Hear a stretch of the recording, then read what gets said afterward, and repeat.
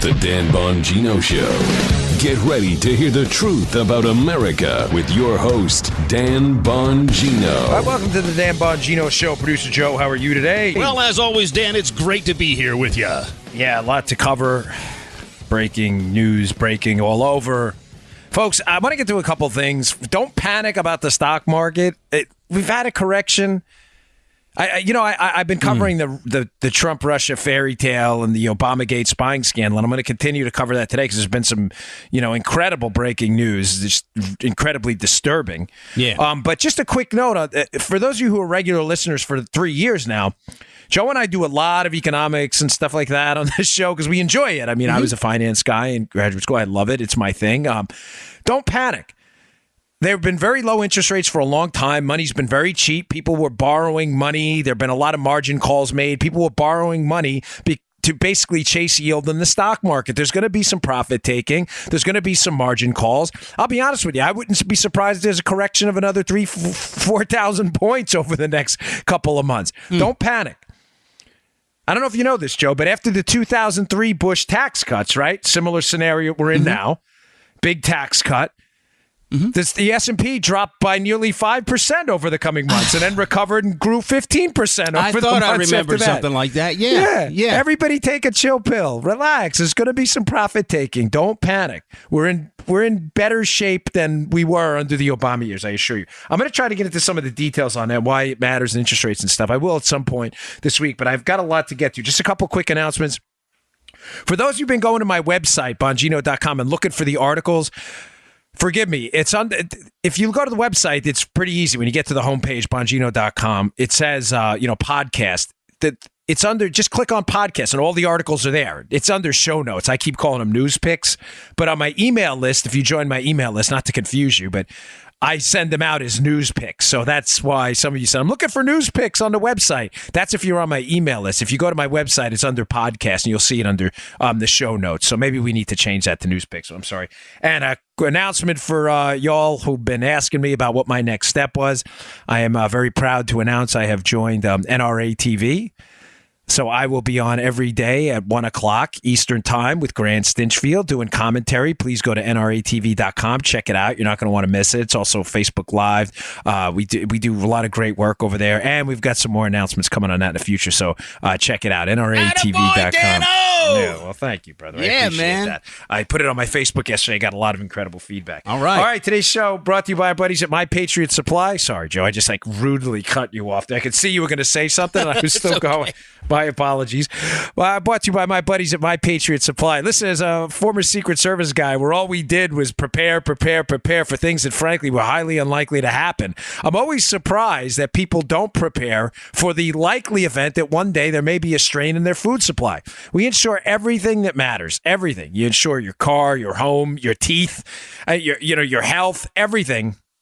That really matters to you, but very few people insure their food supply. Folks, this is a small price to pay for peace of mind. If you go to preparewithdan.com, that's preparewithdan.com, our friends at My Patriot Supply will send you an emergency supply of foods 1 month. That's it. I have now, I think I'm up to, 6 to 8 boxes of this stuff. I buy it myself from, they get preparewithdan.com hits from Dan. I'm the Dan in preparewithdan.com. I buy my own stuff because I'm genuinely concerned that one day, something may happen, and it's not tinfoil cap stuff to be worried about feeding your kids in the event of an emergency. It's just $99 for a 1 month supply. Buy a few of them. Go to preparewithdan.com. That's preparewithdan.com. The stuff lasts for 25 years. That's 25 years of mental security that you have a food supply to feed yourself and your family in the event of emergency. Go to preparewithdan.com today and pick it up. That's preparewithdan.com today. Just $99. Okay. Folks, yesterday was a really troubling day because there was information that broke in the Obama spying scandal on the Trump team that blows the doors wide open. And I'm in a delicate balancing act here because what I'm trying not to do is what I've seen, sadly, some others do in this movement who are seemingly more obsessed with who gets credit for breaking information than actually breaking the story wide open. Yeah. Again, I can't say enough. I think we have very fairly credited some really terrific people out there doing great work. Just go to the show notes. Andy McCarthy, Byron York, and others, Sarah Carter. But I don't want, and I say that because I'm genuinely not trying to do any kind of, hey, look what we said and we did this and we did that. But I think it's important, if you've been a listener to the podcast, that a lot of the stuff that's happening, we told you was going to happen. Not because we're, Joe and I are Inspector Clouseau, but because people have told us stuff and said, expect this, hint, hint.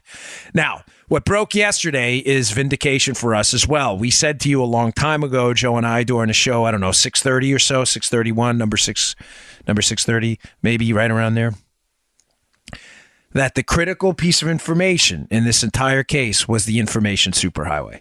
That's what I've been calling it. I can't think of any more snappy of a name. And what do I mean by that? How was information on Donald Trump and his team getting from political people, Hillary Clinton and others running for office, into federal law enforcement's hands? Folks, this is a critical, key question. This is what the whole case focuses on. How was it that a political campaign gathered information on their opponent that somehow made it into documents in law enforcement's hands that were used to swear on warrants to spy on them? Folks, if we don't answer that question, we're living in a banana republic. How is what happened there, that information superhighway that we talk about all the time, how the information on this highway made it from the Hillary Clinton exit to the FBI exit? I'm doing a little visual for Joe. How did that happen? There are supposed to be firewalls there. Those firewalls are judges who, when an FBI agent gets up and swears to information given to them by a political campaign, those judges are supposed to say, where'd you get this stuff? Those firewalls were breached.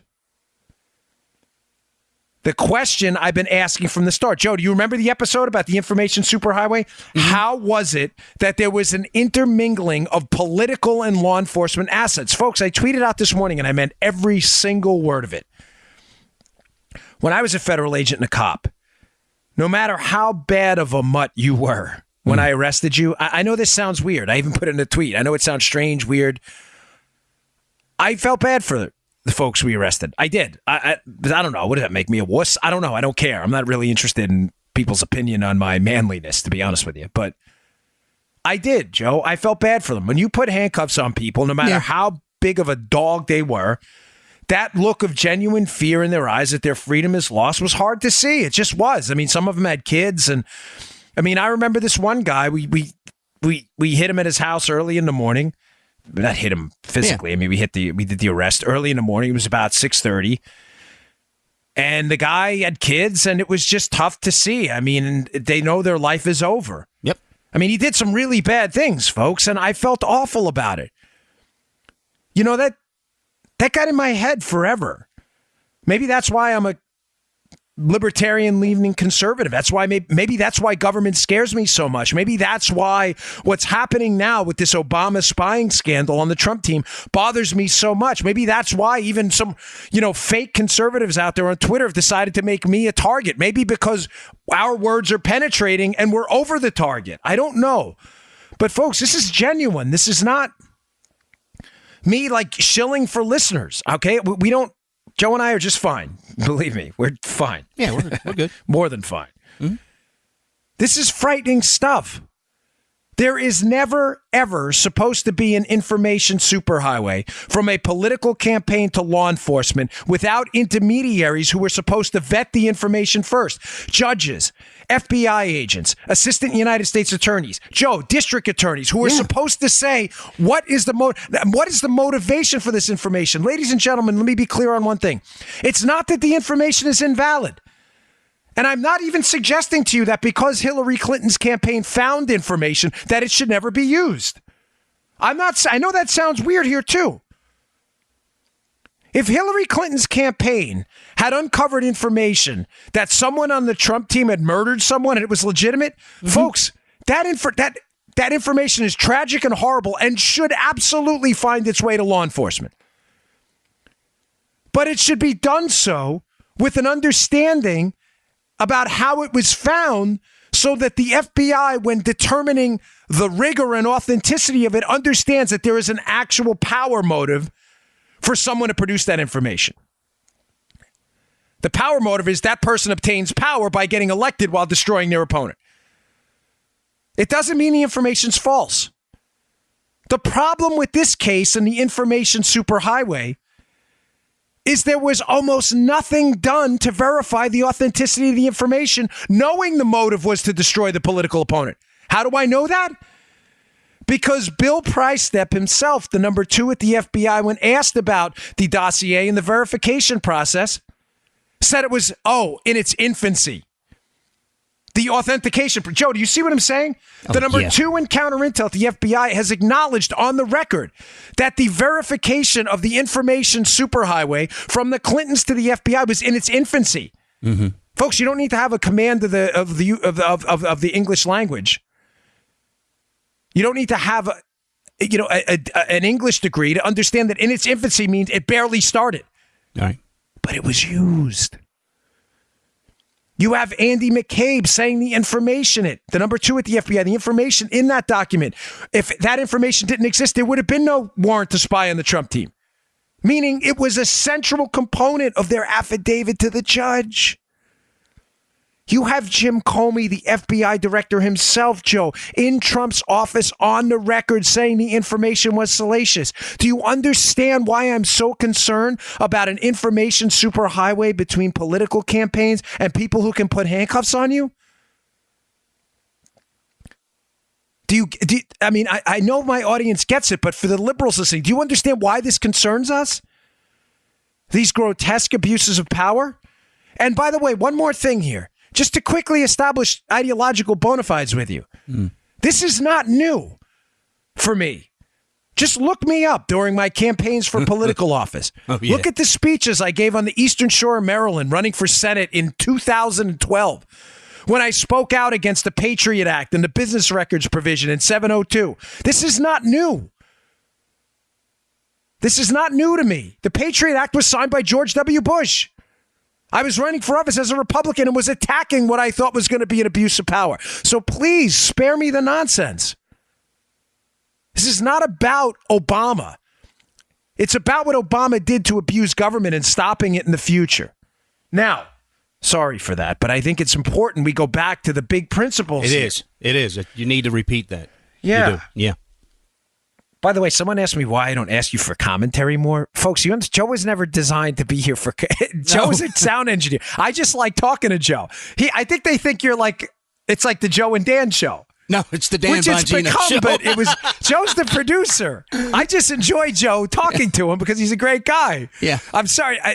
Someone said to me, you need to get Joe involved in the show. But Joe talks whenever he wants. That's the way this rolls. All right, on a lighter note. But seriously, getting back to this. We had established before that one of the information superhighways and the conduits to it was Nellie Orr. Nellie Orr, who was the wife of Bruce Orr. Now, we already know that, again, this is to be clear on what we're discussing how information got from the Clinton campaign and the DNC to law enforcement without going through intermediaries first that would have appropriately vetted the information. The superhighway is the topic of conversation today, and I've got some damning news about it. The first lane of the superhighway was an Associate Deputy Attorney General, Bruce Orr, who worked in the Justice Department at an upper management level, who had access to the same players involved in the surveillance of the Donald Trump team, whose wife was employed by Fusion GPS as all of the dossier information gathering was coming to fruition.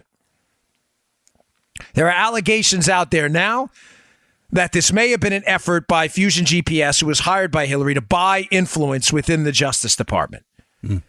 Hire this guy's wife. Wife passes information to husband. It gets around all these firewalls, makes its way to the FBI.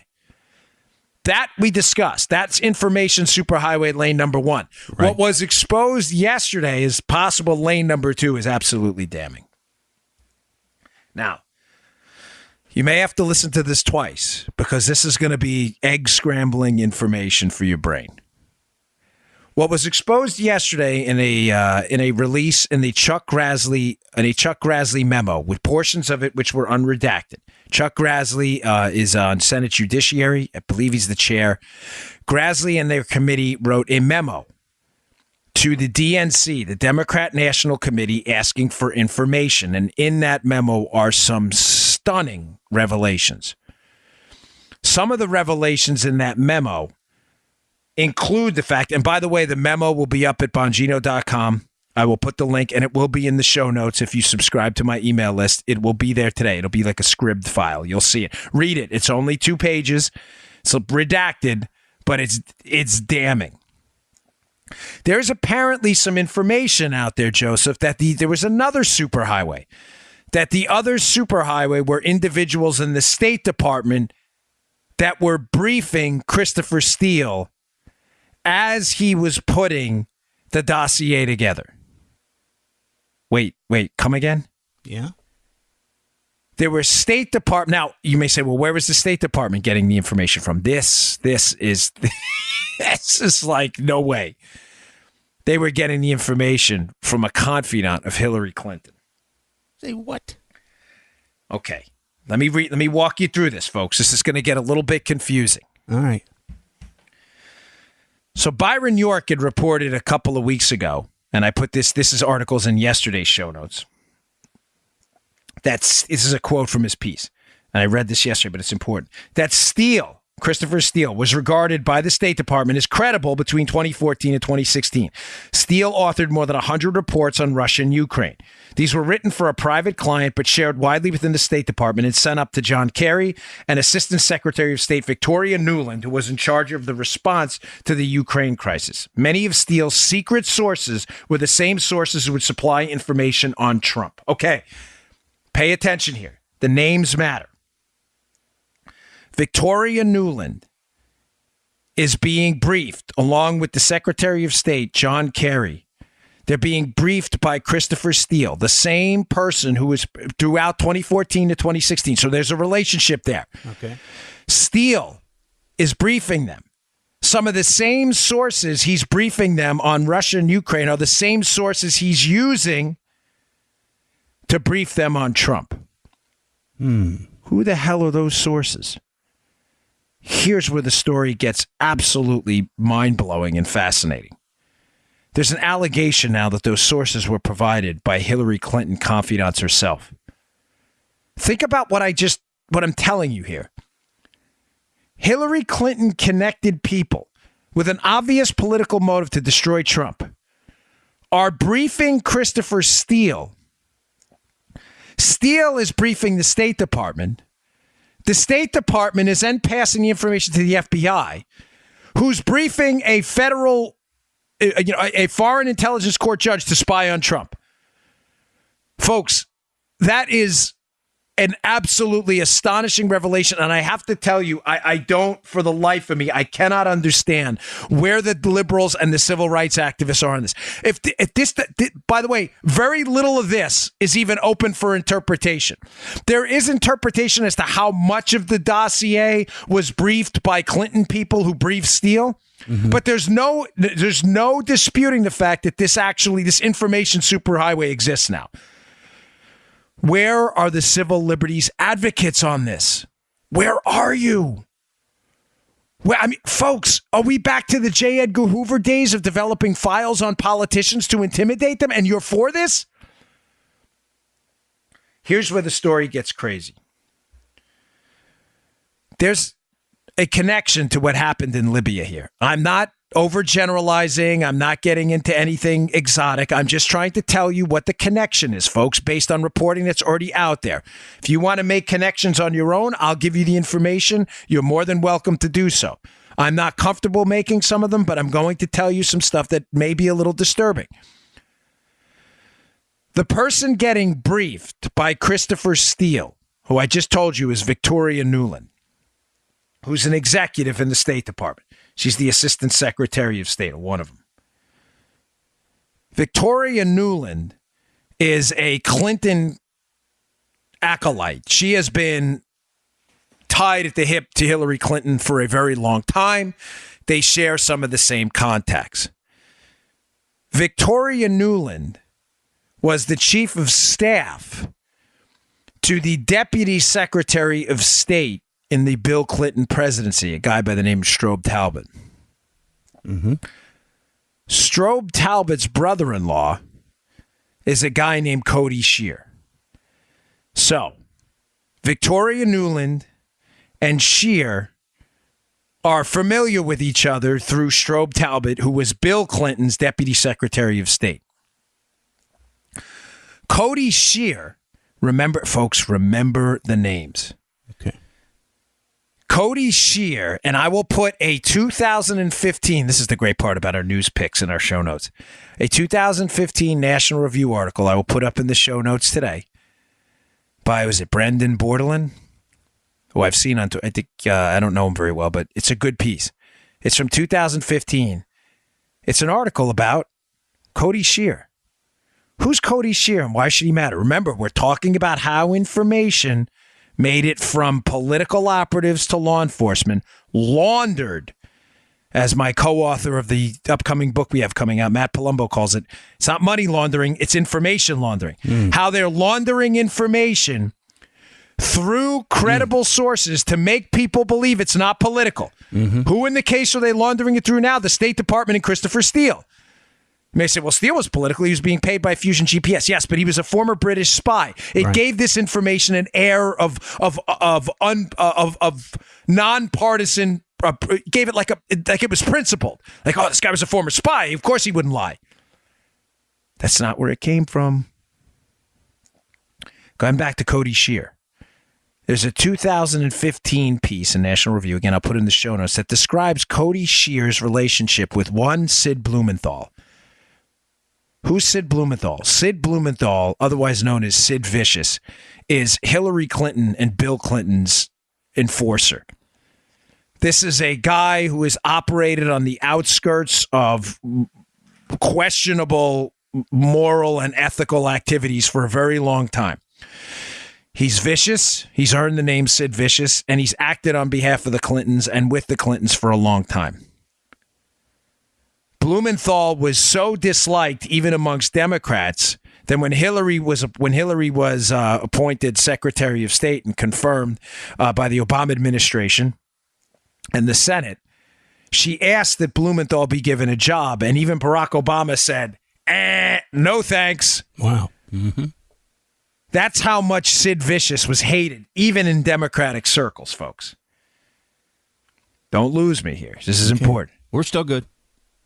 Sid Blumenthal's researcher, briefer, partner in his activities is Cody Shear.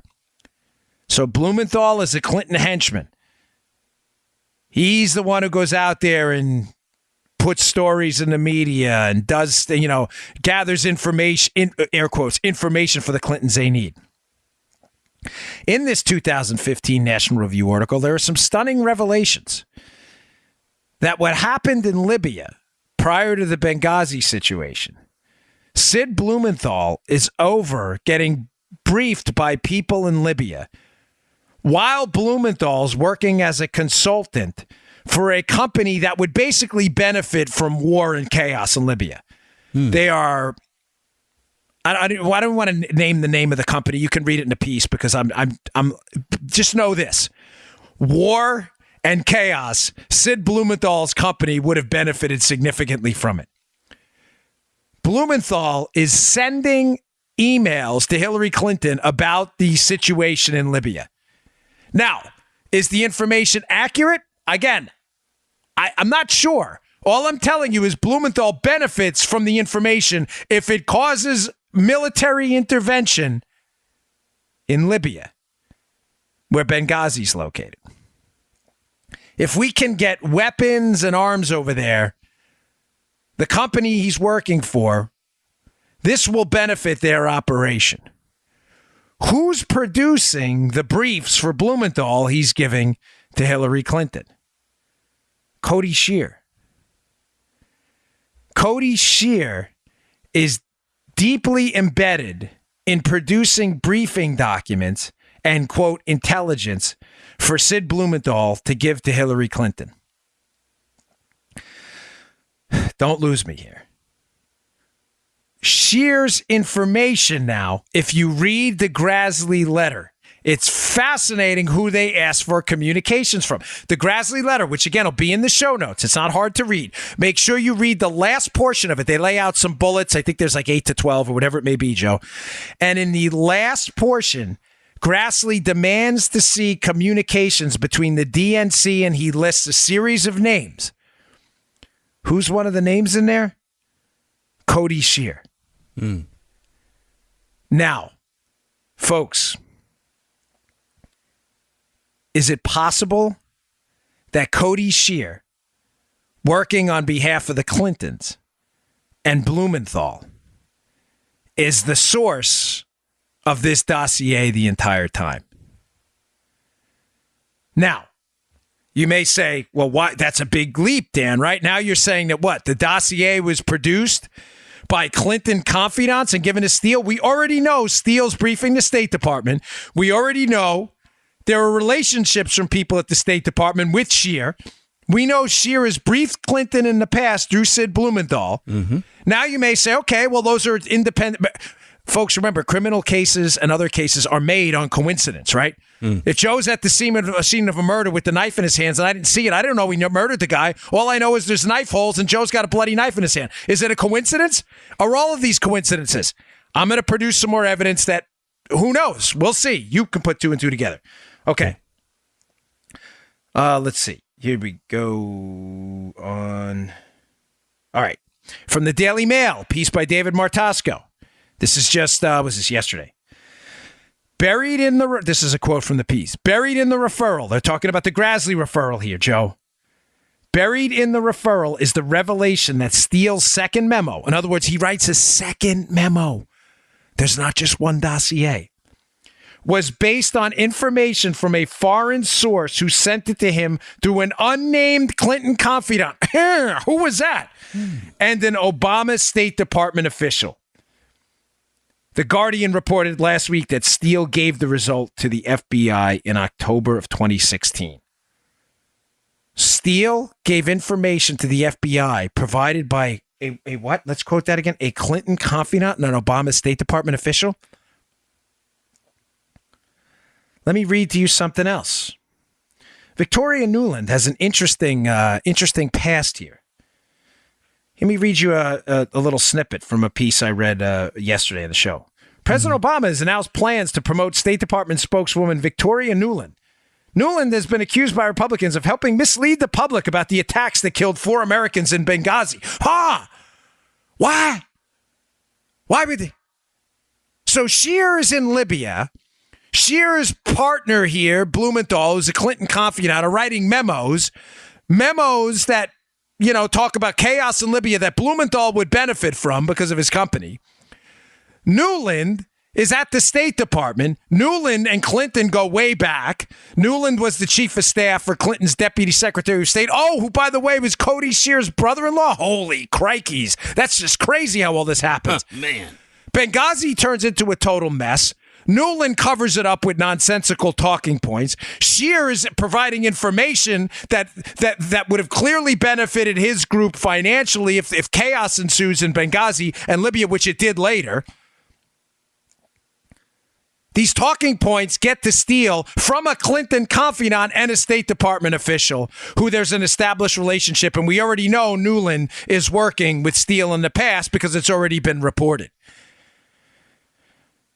Folks, if you listen to the earlier episodes, I suggested to you that anyone who attempts to tie this up in a neat little bow will be disappointed. Yeah.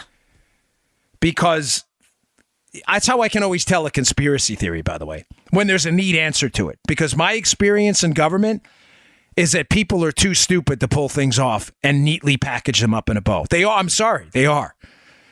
You may say, well, Dan, you're talking about a big conspiracy theory. How can they be so stupid? Again, they got caught. This is why we're talking about it. They're too dumb to figure it out. That's my whole point. This was so poorly designed, this spying operation on Trump, that this is my point. People are too dumb to cover it up. Folks, this is not going to be tied up neatly. There are a lot of players. This is my point on this, because I may lose you here. My point on this is there were so many dirty players in the Obama administration that had so much to cover up. Promotion of chaos in Libya that led to possibly the death of Americans. Uranium One deals that were never brought up in front of CFIUS as we sold uranium to the Russians. An Iran deal, a corrupt Iran deal, cash payments being made. There was so much that needed to be covered up by so many. My point is this, don't ever forget this. Everybody put their professional credibility, everybody involved in this scam, the spying scandal on Trump, put their professional credibility on the line to dirty up Trump because they all had something to lose. Nuland covering up the Benghazi talking points. Scheer producing briefings on Libya, and later on we had a terror attack in Benghazi. Everybody had tracks to cover.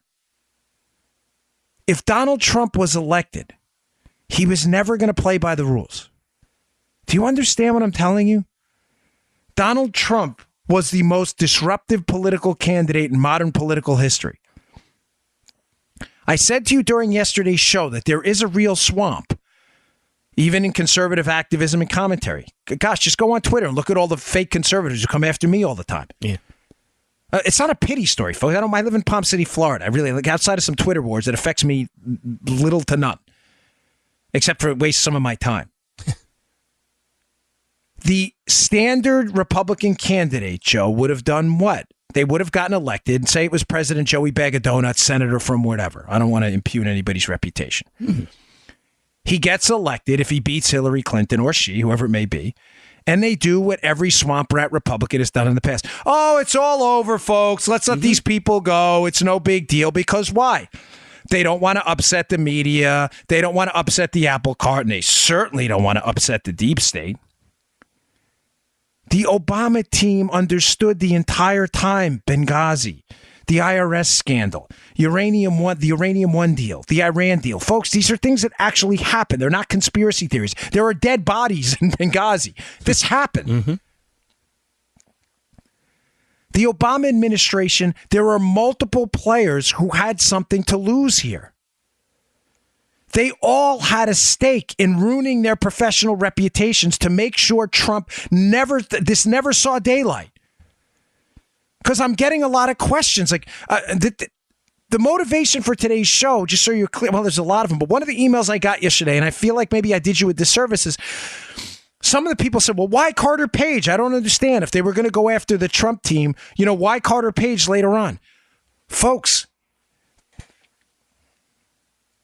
do you understand what I'm telling you, that there were multiple levels of the Obama administration and Hillary Clinton people in power and government that had been engaged in questionably corrupt activities for so long that they all had a stake in making sure the Trump team went down. So why Carter Page?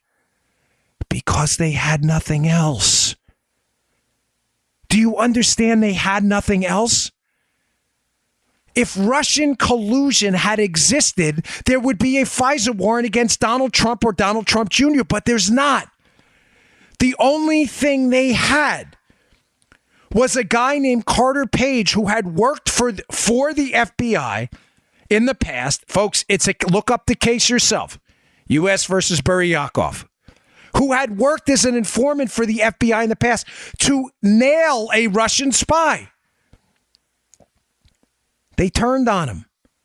He was the only thing they had nothing else. What else were they going to do? The dossier. Why Carter Page? Let me explain it simply. The dossier, if you've read it, is 30 plus pages laden with Carter Page information. It was the only thing in the fake dossier they could use. They had nothing else. Nothing. Joe, is this making sense? Yeah, and there's nothing more to it than that. They had nothing else. Read the dossier. An overwhelming portion of the dossier is about Carter Page. And it's fake. Mm. They didn't have anything else. Folks, put yourselves for a second in their shoes. multiple layers of the Obama administration bureaucracy and their political appointees are knee-deep in, at a minimum, questionably corrupt activities. The IRS scandal, Benghazi, the approval of the Uranium One deal. They lose the primary, and I say they, I mean the swamp, to Donald Trump, because they all lost. They're now like, holy crap, if one of these other Republican nominees would have got elected, what would have happened is what would have happened always. It would have just went away. We'd be okay. Right. Now you have this major league tier 1 disruptor in there who doesn't need money, doesn't need donors, doesn't need anything, and has absolutely committed in debates to taking Hillary Clinton down. They're panicked. They need to dirty this guy up. But folks, they can't blatantly lie to the court to surveil on him, the Foreign Intelligence Surveillance Court, without some legal patina of cover. They need something that fakes it, something that at least looks. They can't just walk in and go, hey, Judge, we want to spy on Donald Trump. Why? Because we don't like him. Someone gets the idea, oh, hey, didn't that Carter Page work with the FBI? Hey, I've got an idea. If we produce a dossier, pay attention here. If we produce a dossier and a second dossier, but we do it through a, quote, British spy, but we feed him the information from the Hillary campaign. Hillary's people in confidence feed this British spy. It'll look official. By the way, did you know this British spy had worked with the FBI before? So he probably has contacts. Oh, that would be great. So how about we spoon feed him information on foreign briefing information about Donald Trump from the Russians? Remember Byron York's piece? Steele's same sources on Ukraine, Russia were the same sources on Trump. All of a sudden, that information makes it to Steele. Steele presents it to the FBI as his own. The FBI says, we've worked with this guy before. He's credible. And if you listen to yesterday's show, what did I tell you? There is no vicarious credibility. Right. Steele did not see any of this himself. The FBI's big mistake was assuming Steele saying he heard it and Steele was credible means information is credible. There is no such thing as vicarious credibility. Steele cannot vouch for someone else. He cannot. Listen to yesterday's show if you missed that. It's a critical piece. Andy McCarthy discussed it. It's in my show notes for yesterday. There is no such thing as vicarious credibility. The FBI's mistake I'm not willing to say this yet, but there are only two possible solutions here. The FBI's mistake was either ignoring, knowing that the information was given to Steele from politically motivated sources, or not knowing and not verifying their asset. All right, folks, I have more on this. I've gone kind of long, but I do have to get to some of these reasons. Don't go. There's so much here. My apologies. I'm just very passionate about some of the connections we're uncovering, and they are very, very disturbing. I got more. Today's show also brought to you by buddies at iTarget. Folks, iTarget is one of the best systems for proving your marksmanship out there. Listen, anybody can fire a firearm, okay? The question is, can you fire it accurately? I was in the Secret Service for years. We used to shoot monthly. But listen, the range is expensive. It costs a lot of money. You got to buy ammunition. You got to clean your weapon. You got to get there. And I'm not suggesting you shouldn't go to the range, but it's tough to get to every day, okay? You want to practice in the safety and security of your own home. This is the best system out there to do it. The website is the letter I, itargetpro.com. That's itargetpro.com. It allows you to dry fire, but take your dry fire practice to the next level. Sight alignment, your grip, equal light on both sides. All of that stuff is absolutely critical. How do you do it? Here's how the system works. They will send you, when you purchase the product, a laser bullet you drop in the firearm you have now. Of course, safely unload it, check twice, check 3 times, look, feel inside the chamber, make sure it's empty. You drop this laser bullet in. They send you a target. Comes with a phone app. This is very easy to use. And when you depress the trigger on your firearm with the laser bullet in there, it's not going to hurt or damage your gun. There's a rubber backstop. It emits a laser onto the target. And you see exactly where that round would have went.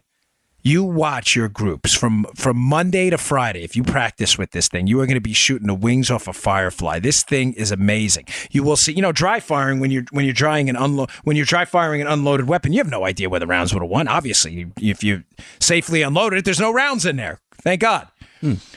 But with the laser bullet that the iTarget Pro system will send you, it'll show you exactly on that target where the rounds go. People send me their scores, and they go from like basketballs to grapefruits to golf balls by the end of the week. That's how tight the groups are. Give it a shot. Go to itargetpro.com. That's the letter I, targetpro.com. itargetpro.com. Use promo code Dan for 10% off. Send me your scores. I'd love to see them. People love this product. They can't put it down. I got a friend who's sends me emails there who is disabled and he can't get out of his house to get to the range. And he says he can't put the thing down. So go check it out, itargetpro.com. And Dan, I want to let our listeners know that no insects were harmed or injured during the making of this commercial. During the production of this commercial. Thank you, Joe. That is important to know. The animal rights activists we did not actually, neither Joe nor I, shoot the wings off a firefly, nor did we test on them in the process of recording that. Thank you, Joe. That's really important. Hey, also, if you didn't catch yesterday's piece, it's funny. You didn't catch yesterday's piece by Daniel Greenfield, which is in yesterday's show notes. I'll put it again in today's notes. There's an interesting line he has in there when it harks back to what we're discussing on today's show. Remember, the overall theme of today's show has been the information superhighway. How is it that political information made it into the hands of law enforcement, bypassing all of the obstacles that we set up in this country so politicians can't target their enemies? I suggested to you that First Avenue was Bruce Orr at the Justice Department, whose wife worked for Fusion GPS, who was hired by Hillary to get information on Trump. This entire show has been about this second superhighway, which are established relationships between Cody Shear, Victoria Nuland at the State Department, Victoria Nuland and John Kerry getting briefs from Christopher Steele, Christopher Steele getting information from a, quote, Clinton confidant. That Clinton confidant is likely going to be Cody Shear or Sid Blumenthal. Folks, they were creating the dossier. Do you know how damning that is? We've been operating the entire time, and I will, from some of my beefs with them lately, unnecessary, by the way, but I will give a credit to the guys at the Conservative Treehouse, because a while back, they did one of them wrote a piece that someone sent me a little while ago where they had suspected a while ago, I don't know what sourcing they have or they don't, but had suggested that the dossier may have been under the control of the Clintons the whole time. So they must have had a pretty decent source on that, because that certainly appears to be the case now. That this dossier, we've been operating under the premise the whole time, Joe, that this was a independently produced document by Christopher Steele. Yeah. Not independent of a financial motive. Hillary's paying Fusion GPS for Steele to go gather bad stuff. But we've been at least under the premise this guy was a legitimate former MI6 guy who had sources. Okay. Now we're finding out that the entire time the dossier may have been a product of Hillary Clinton's intelligence. Folks, this is really absolutely stunning stuff. Now, getting back to the Greenfield piece, the opening paragraph of his piece in Front Page Mag about this soft coup going on here is stunning. And he's absolutely right. He said, the competing narratives, remember we discussed yesterday that you can't have it both ways, by the way. That Democrats in one case wanted you to believe on Friday before the release of the memo this was going to jeopardize national security. And then by Saturday, they were telling everybody there's nothing to see here, it's a big dud. Greenfield says, no, they weren't. They were right, Joe. The Democrats, their assertions that this was going to hurt our sources and methods, in other words, the intelligence sources and methods if we released it, Greenfield's premises, they were absolutely right. They just weren't telling you who those sources and methods were. That's right. It was going to expose Obama's sources and methods for using the police state to attack their political opponents. And those sources and methods were the Hillary Clinton campaign and their consigliaries out there gathering information on Donald Trump. Jeez. Folks, do you understand how damaging this is? Gosh. Now, were you following me, Joe? Yeah, I followed you all the way on that. Yeah, that's why I'm shaking my head like I am. Just to reestablish here some relationships and the connectivity of people. Victoria Nuland at the State Department, Assistant Secretary of State, is getting briefings from Christopher Steele, who's being paid by the Clinton campaign to gin up information on Trump, which he gets from Russian sources, supposedly, and it's fake. They need the information to get to the FBI. The FBI will not be able to take information directly from the Hillary campaign. We now know that Steele is getting briefings from Clinton, quote, confidants. I'm telling you that there are connections here as well.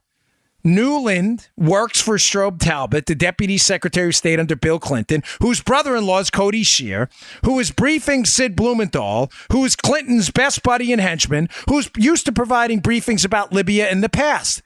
Newland, obviously Benghazi happens. This is, folks, I'm trying to set this up that everybody has an interest in making this story go away.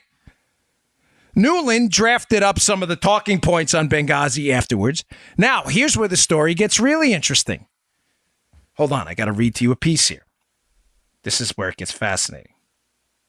By the way, Victoria Nuland, as I said yesterday, leaves her position voluntarily when Donald Trump gets appointed. Gee, I wonder why that happened. All right. I still haven't even gotten a clapper. Yeah, I know. I'll get to that in a second. Now, here we go. Folks, again, in case you think I'm making this up and we're getting all tinfoil cap, piece from the Washington Post by Josh Rogan, who, by the way, is trying to rescue the FBI in their mismanagement of this case. He's not trying to indict the Clintons. But here's a piece from the Washington Post. From 2014 to 2016, Steele did send periodic reports containing his own intelligence and analysis of Russia and Ukraine to Kerry's State Department. Officials confirmed to me. This is Rogan talk from the Washington Post. The connection was through State Department official Jonathan Weiner, who was the U.S. Special Envoy for Libya from 2013 to 2016. Get a load of this. You want to really cook your ass? This is over easy, fellas and ladies. Weiner had a prior friendship with Steele and passed on Steele's analysis as a courtesy to the State Department's Europe Bureau, led at the time by Assistant Secretary Victoria Nuland. The State Department received approximately one Steele report a month, a couple dozen in total, officials said. Let's see who Jonathan Weiner is. Jonathan Weiner, from a speech he gave at a conference, lawyer, consultant, and diplomat from Maryland. Jonathan Weiner is a lawyer, consultant, and diplomat who served as the State Department's first Deputy Assistant Secretary for International Law Enforcement from 1994 to 1999 during the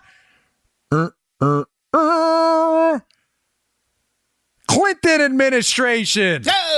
And until January 2017 as the U.S. Special Envoy for Libya in the Obama administration? What? Come again? So Weiner, who, by the way, the Washington Post is already acknowledging, sent information on to the FBI, is tight with Victoria Nuland, who prepared the Benghazi talking points. Oh, well, Weiner was the special envoy to Libya? Dude.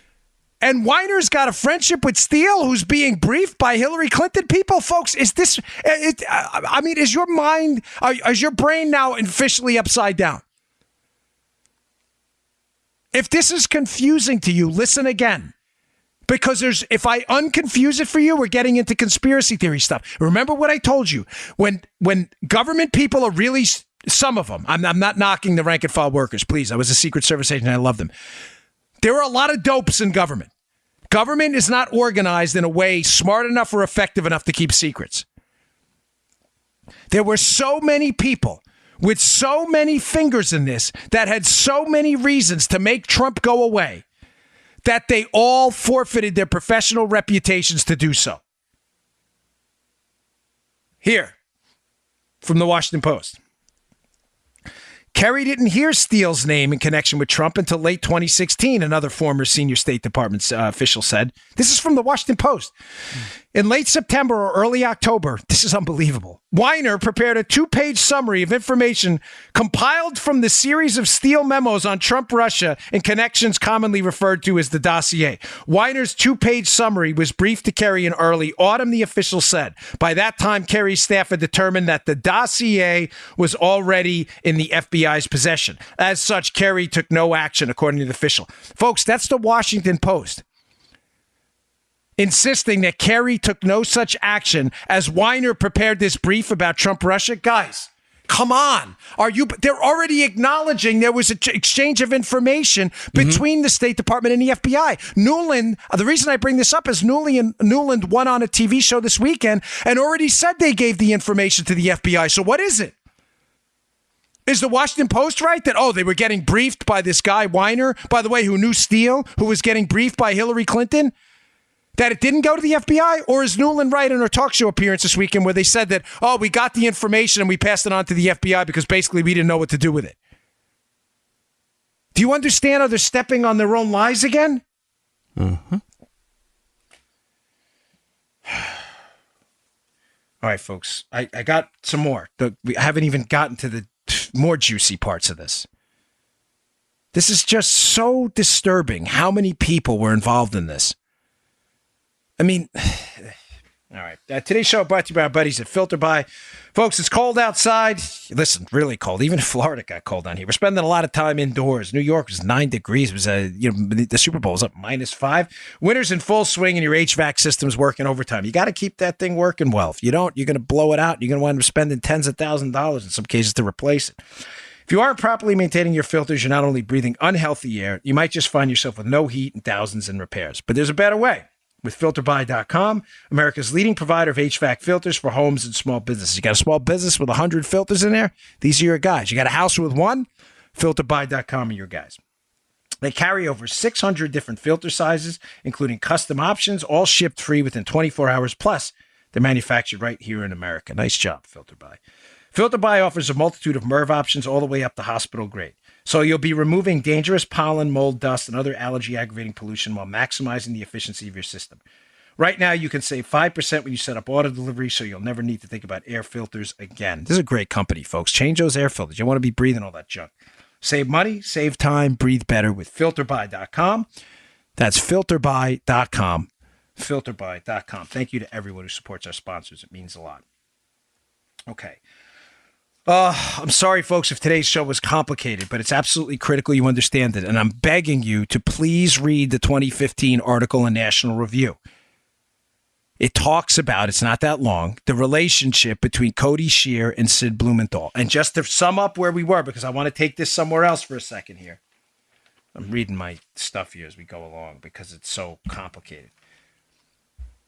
The essential premise we were talking about at the beginning of the show is what was the information superhighway between the Clintons, the Clinton team, and the FBI? The second question I have in all caps here that I want you to leave the show seriously pondering was the Steele dossier, which the FBI swore on in court to spy on the Trump team. Was the Steele dossier really the Clinton dossier the entire time? If that's the case, you have an active political campaign that sabotaged their opponent by feeding information to law enforcement that was not properly vetted and that other team was spied on. Now, for those of you again asking, well, why Carter Page? Again, they had nothing else. The dossier was largely about Carter Page. Folks, if Russian collusion existed, it would have been in the dossier. It wasn't there. That's why Carter Page. They needed an in to spy on Trump. He's the only thing they had. That's it. They had nothing else. Does that part make sense? Yes. Joe, what do you think? Yeah, right with you. Exactly. Are the connections it's just hard to believe that, that it's that simple reason. They have nothing else. They have nothing else. Folks don't want to believe it. It's just too easy. And to steal the line from my co-author on our upcoming book, we're almost done, folks. This is all about information laundering. Right. They had to get information from a political campaign, the Hillary's campaign and the DNC, to the FBI without letting a federal judge know it was political.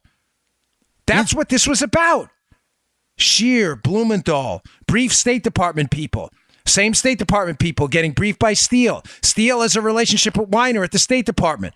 Weiner's over in Libya. Who's doing briefs on Libya? Cody Shear. Who's he feeding them to? Sid Blumenthal. Who profits from chaos in Libya? Sid Blumenthal. What's he emailing Hillary about? Chaos in Libya. What happens in Libya? Chaos. Benghazi breaks out. Oh, we got to make that go away. Victoria Nuland briefs up the talking points, the fake talking points about Libya. Victoria Nuland is getting briefed by Christopher Steele. Christopher Steele knows Weiner. Jonathan Weiner, excuse me.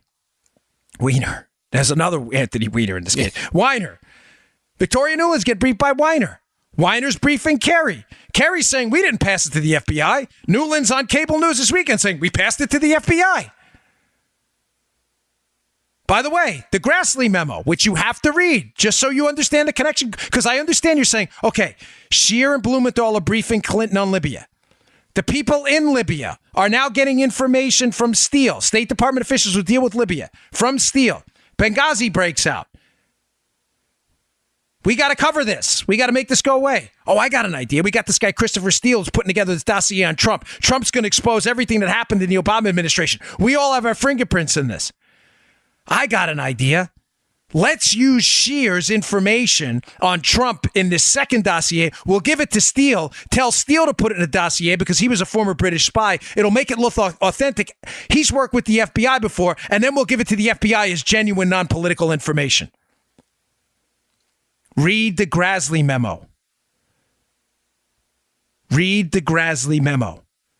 The assertion in there that the Clinton campaign was feeding information through a Clinton confidant to Christopher Steele is absolutely damning. The Hillary Clinton campaign managed to make its way into federal court to spy on their opponent. By the way, what's one of the other names in the Grassley memo? Grassley's demanding communication in the memo between the DNC, email traffic between the DNC and these people. I told you Cody Scheer is one of the names. Who's one of the other names right after Scheer? Jonathan Weiner. Folks, this thing is deep. It's complicated. It's also the most disturbing scandal in United States history. Now, I want to wrap this up, and I want to go back to Jim Clapper for a second. Now, the reason I want to do that, to be clear, again, the first portion of the show was about the information superhighway and was the Steele dossier the Clinton dossier the entire time. Jim Clapper, during this scandal, is the director of the ODNI, the Office of Director of National Intelligence. He is the guy. Jim Clapper oversees the entire intelligence operation, basically in the United States. Jim Clapper knows everything. Matter of fact, Jim Clapper, John Brennan, Obama, and Hillary may be the few people who really know the entire story. Well, Hillary maybe even didn't know the entire story. Seriously. I mean, she may have had a large majority of it, but Clapper on the intelligence front and on the spying operation on Trump, Clapper knows, Joe. Mm-hmm.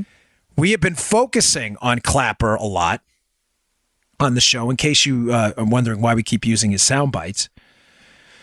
Because Clapper knows everything. And if you notice, if you've been listening, and Joe's the audience ombudsman, Joe, so if this makes sense or doesn't, let us know. Mm-hmm. The sound bites we've been playing on Clapper, and I've been sending to you to produce for the audience here. Mm-hmm. Did you notice on all of them, if you've been listening to from show 628 on, every sound bite is Jim Clapper always hedging? Mm-hmm. I did, but no one told me. Maybe I do, but kinda, maybe sorta. Did you do this? Everything. Why is Clapper always hedging in his media appearances?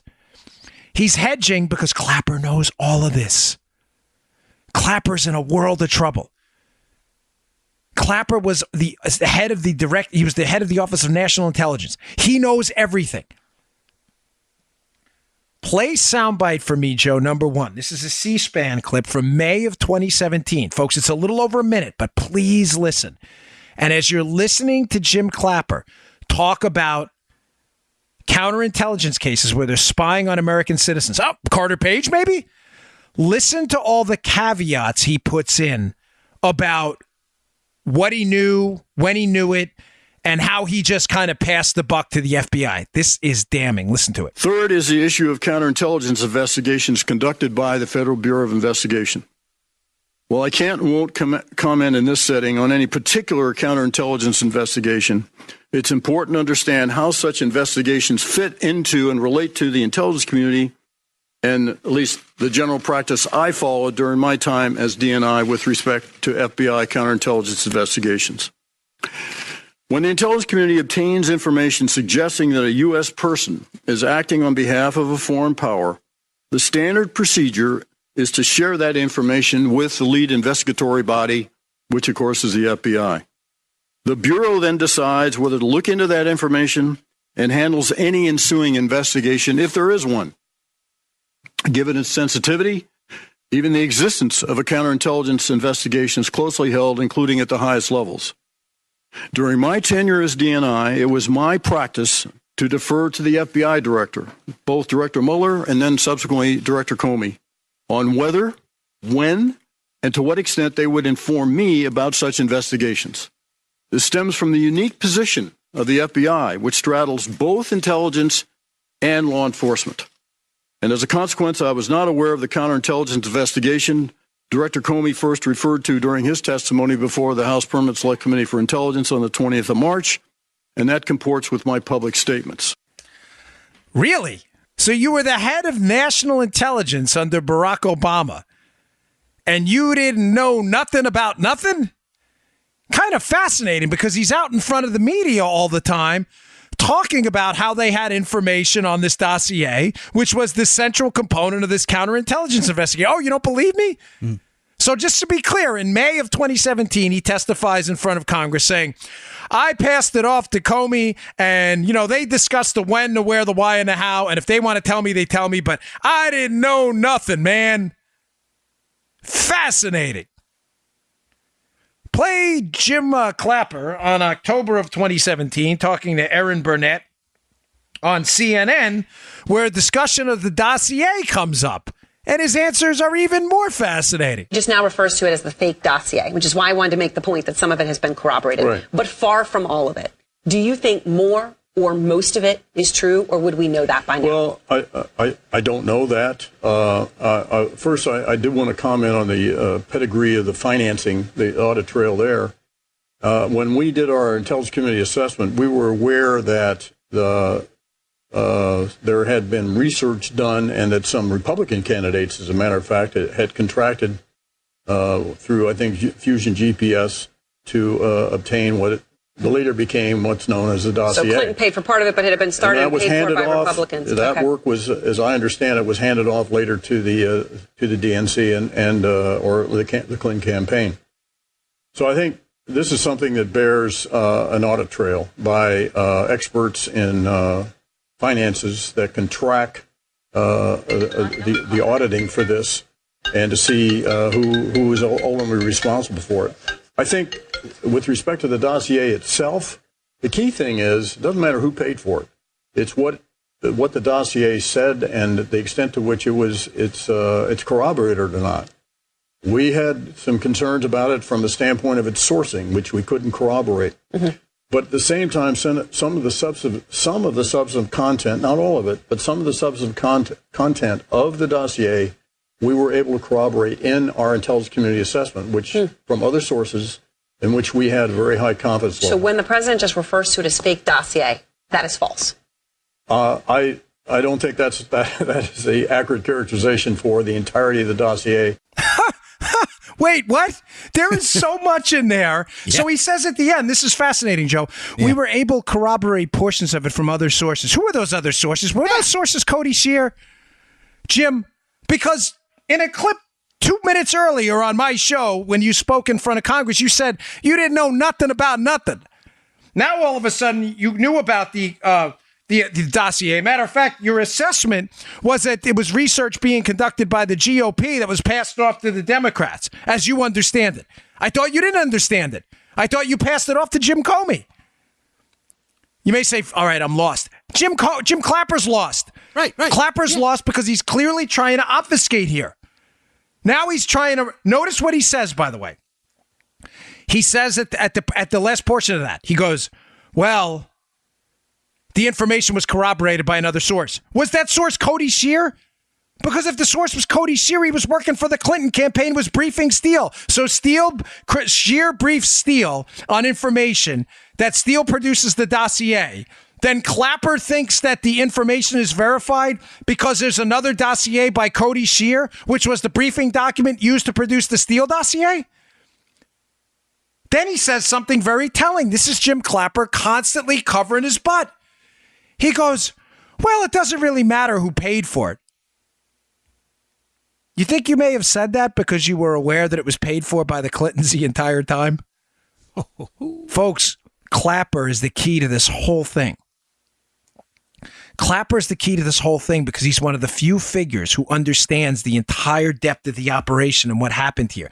Clapper is desperate to make this go away and cover his butt. Watch his appearances. They are damning. Every single time he steps on himself, he tells stories that contradict each other. I didn't know anything. I turned it over to the FBI. He says in the first hit. In the second sound on tape clip there, what does he say in the second clip? Oh, well, we got the information initially from Republicans who prepared the dossier. Not true. The Republicans had nothing to do with the dossier at all. That was exclusively a Democrat project. The opposition research was paid for by Republicans. But that stopped after Trump won the president. The dossier was exclusively a Democrat project. How did he know that? If he wasn't being briefed on what was going on, how did he know that? Oh, we go, from what I understand, everything's a caveat with this guy. It doesn't matter who paid for it. Why? Because the Clintons paid for it? The information was verified by another source. Who was that other source? Cody Shear? Working for Sid Blumenthal? Working for Hillary Clinton? Folks, these people are in a world of trouble. And this guy is the key to everything. All right, let me check the time here. Hey, all right, let me just hit one last thing here because this is important. Cool. On the stock market, because this is critical information and this is a rough time here. Folks, I said in the beginning of the show I'd address this quick, but don't panic. Here's what's been going on for a long time now. Interest rates by the Federal Reserve have been suppressed through quantitative easing, the buying of assets using our Federal Reserve. Interest rates have been suppressed. What is an interest rate? An interest rate is essentially the price of money. When money's cheap, like anything else, people are going to consume more of it. A lot of people have taken that money at low interest rates because they don't have to pay high interest rates, and they've purchased stocks chasing yield, chasing a return. Some of that borrowed money is in accounts and margin accounts that as stocks go down and decrease, people have to sell off in order to maintain a certain level of money in that margin account. You're going to see a correction over time. I would not worry about this too much. I think this is going to be, if interest rates were going down, which they're not, they're going up. If interest rates were going down, the cost of money was going down and the stock market was going down too, I would be very worried. Because that would mean, Joe, think about it. People are offering you money very cheap and you're still not buying stocks. You get what I'm saying? Mm-hmm. Interest rates are going up. The cost of money is going to go up a little bit. There's going to be a correction in the stock market. Stay focused on the long term. I mean, I'm not a financial advisor. I'm just saying the Trump tax cuts were a really good thing. If we can control government spending, I think we're on a good growth path. And I think the projected future earnings of these companies are going to be just fine. I wouldn't panic. I wouldn't get too over crazy about this. There's going to be a correction. I wouldn't be surprised to see a little volatility over the next few months. But I think it has more to do with expected growth in the economy and interest rates going up than it does anything else at this point. There's been a lot of exuberance, to steal my favorite guy, Alan Greenspan word. There's been a lot of exuberance about stocks. There's going to be a correction, and I wouldn't worry too much. I mean, as the cost of money goes up, it's going to get harder to acquire money and harder to purchase assets with it if you're borrowing it. So it's not really that unusual that you'd see some kind of a mild correction. So don't worry too much. All right, I know, folks, I'm sorry. There's so many other stories and things going on, but this is just such a critical case that I felt the need to really go into this today. That makes sense, Joe? Yeah, I was going to tell you needed to go in that direction and you explain have to the small understand parts. Yeah, this information superhighway is everything in this case. How judicial restraint, how normal firewalls were breached during the Obama administration to spy on the Trump team. All right, folks, thanks again for tuning in. Please go to Bongino.com. Sign up for my email list there. I really appreciate it. Make sure you read the show notes today. You just heard The Dan Bongino Show. Get more of Dan online anytime at conservativereview.com. You can also get Dan's podcasts on iTunes or SoundCloud. And follow Dan on Twitter 24/7 at DBongino.